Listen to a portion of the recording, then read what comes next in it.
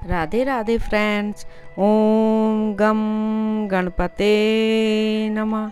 ओम नमो भगवते वासुदेवाय। आज हम श्रीमद् भगवद गीता 12वां अध्याय भक्ति योग का महात्म्य के बारे में बात करने जा रहे हैं। श्री महादेव जी कहते हैं, पार्वती, दक्षिण दिशा में कोल्हापुर नामक एक नगर है जो सब प्रकार के सुखों का आधार, सिद्ध महात्माओं का निवास स्थान तथा सिद्धि प्राप्ति का क्षेत्र है। वह पराशक्ति भगवती लक्ष्मी की प्रधान पीठ है। संपूर्ण देवता उसका सेवन करते हैं। वह प्राण प्रसिद्ध तीर्थ भोग और मोक्ष प्रदान करने वाला है। वहाँ करोड़ों तीर्थ और शिवलिंग हैं। रुद्र गया भी वहीं है। वह विशाल नगर लोगों में बहुत विख्यात है। एक दिन कोई युवक पुरुष उस नगर में आया। वह कहीं का राजकुमार था। उसके शरीर का रंग गोरा, नेत्र सुंदर, ग्रीवा शंख के समान, कंधे मोटे, छाती चौड़ी तथा भुजाएं बड़ी बड़ी थीं।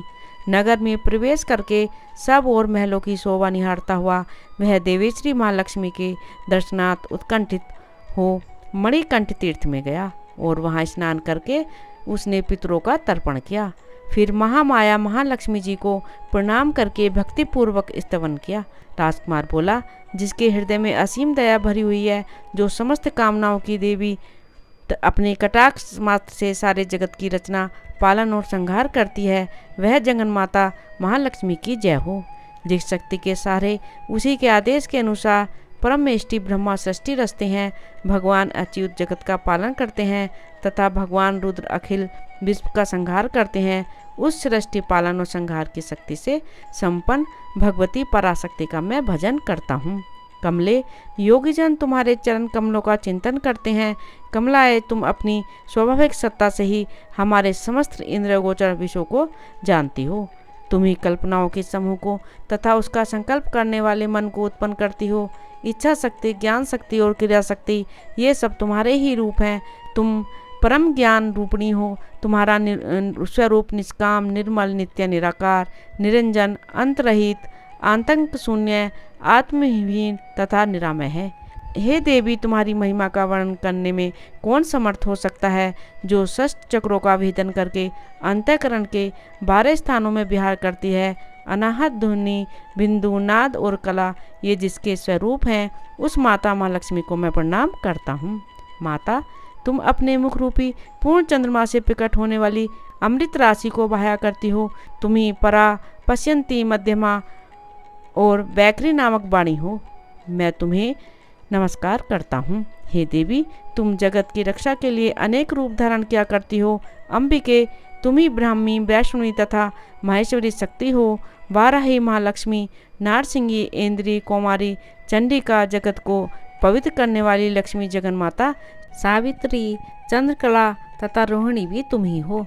परमेश्वरी, तुम भक्तों का मनोरथ पूर्ण करने के लिए कल्पलता के समान हो।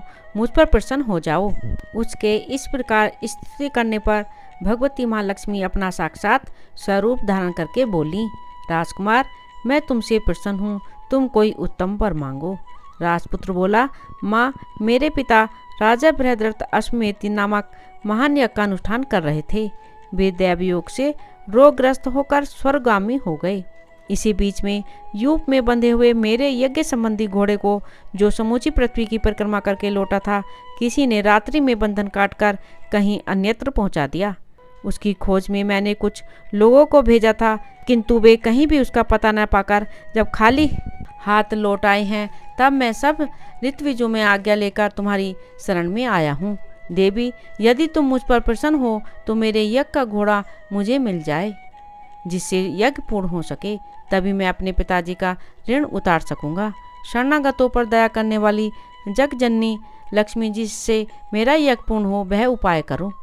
भगवती लक्ष्मी जी ने कहा, राजकुमार, मेरे मंदिर के दरवाजे पर एक ब्राह्मण रहते हैं, जो लोगों में सिद्ध समाधि के नाम से विख्यात हैं। वे मेरी आज्ञा से तुम्हारा सब काम पूरा कर देंगे। महालक्ष्मी के इस प्रकार कहने पर राजकुमार उस स्थान पर आए जहाँ सिद्ध समाधि रहते थे। उनके चरणों में प्रणाम करके राजकुमार चुपचाप हाथ जोड़कर खड़े हो गए। तब ब्राह्मण ने कहा, तुम्हें माता जी ने यहाँ भेजा है। अच्छा, देखो, अब मैं तुम्हारा सारा अभिष्ट कार्य सिद्ध करता हूँ। यूँ कहकर मंत्रवेत्ता ब्राह्मण ने सब देवताओं को वहाँ खींचा। राजकुमार ने देखा उस समय सब देवता हाथ जोड़े थर थर काँपते हुए वहाँ उपस्थित हो गए। तब उन श्रेष्ठ ब्राह्मण ने समस्त देवताओं से कहा, देवगण, इस राजकुमार का अश्व जो यज्ञ के लिए निश्चित हो चुका था, रात में देवराज इंद्र ने चुराकर अन्यंत्र पहुंचा दिया है, उसे शीघ्र ले आओ। तब देवताओं ने मुनि के कहने से यज्ञ का घोड़ा लाकर दे दिया। इसके बाद उन्होंने उन्हें जाने की आज्ञा दी। देवताओं का आकर्षण देखकर तथा खोए हुए अश्व को पाकर राजकुमार ने मुनि के चरणों में प्रणाम करके कहा, महर्षि, आपका यह सामर्थ्य आश्चर्यजनक है। आप ही ऐसा कार्य कर सकते हैं, दूसरा कोई नहीं। ब्राह्मण, मेरी प्रार्थना सुनिए। मेरे पिता राजा बृहद्रथ अश्वमेध यज्ञ का अनुष्ठान आरंभ करके देवयोग से मृत्यु को प्राप्त हो गए हैं। अभी तक उनका शरीर तपाए हुए तेल में सुखाकर मैंने रख छोड़ा है। साधु श्रेष्ठ, आप उन्हें पुनः जीवित कर दीजिए। यह सुनकर महामुनि ब्राह्मण ने किंचित मुस्कुराकर कहा, चलो, वहाँ यज्ञ मंडप में तुम्हारे पिता मौजूद हैं, चलें। तब सिद्ध समाधि ने राजकुमार के साथ वहाँ जाकर जल अभिमंत्रित किया और उसे सबके मस्तक पर रखा। उसके रखते ही राजा सचेत होकर उठ बैठे। फिर उन्होंने ब्राह्मणों को देखकर पूछा, धर्मस्वरूप, आप कौन हैं? तब राजकुमार ने महाराज से पहले का सारा हाल कह सुनाया। राजा ने अपने को पुनः जीवन दान देने वाले ब्राह्मण को नमस्कार करके पूछा, ब्राह्मण, किस पुण्य से आपको यह अलौकिक शक्ति प्राप्त हुई है? उनके योग कहने पर ब्राह्मण ने मधुर वाणी में कहा, राजन, मैं प्रतिदिन आलस्य रहित होकर गीता के 12वें अध्याय का जप करता हूँ, उसी से मुझे यह शक्ति मिली है जिससे तुम्हें जीवन प्राप्त हुआ है। यह सुनकर ब्राह्मणों सहित राजा ने उन ब्रह्मऋषि से गीता के 12वें अध्याय का अध्ययन किया। उसके महात्म्य से उन सब की सद्गति हो गई। दूसरे जीव भी उसके पाठ से परम मोक्ष को प्राप्त हो चुके हैं। राधे राधे। ओम नमो भगवते वासुदेवाय। मेरे इस चैनल को ज़्यादा से ज़्यादा सब्सक्राइब करें, लाइक करें और शेयर करें।